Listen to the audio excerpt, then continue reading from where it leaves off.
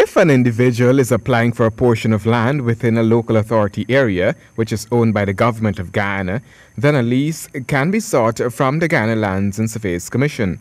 If you're granted a lease, it comes with a payment for the rent of the land, right? Now, when you move forward now and you've established the right to the land under some kind of lease or title or so on, you want to build on the land, right? You apply to the NDC, you get permission, and you construct a home, right?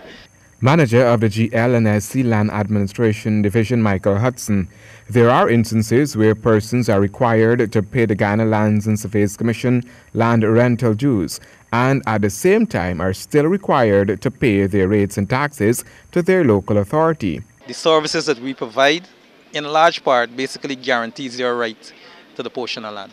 We must keep a register of all lands, we say alienated, transferred, right, to private individuals under any form of title, so that in the event there's any conflicting rights, right, the Lands and Surveys Commission could step in and validate your title to the land, right? So the fee that you pay, it is not sufficient for us to keep the register. To keep a register, and you can check anyway, any land administration agency across the world, right?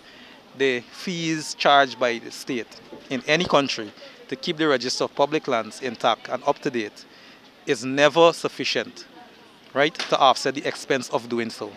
While the land rental fees are not much as explained by Hudson, it is needed to provide services. As I told you, we have 7,000 plans, over 70,000 plans. We have documents dating back to 1625 that we must keep in a proper condition, so that people could come and trace their ancestral rights to the land going as far back as they wish to do so, right? So the fees that they pay is just for us to maintain the register. It's extremely important.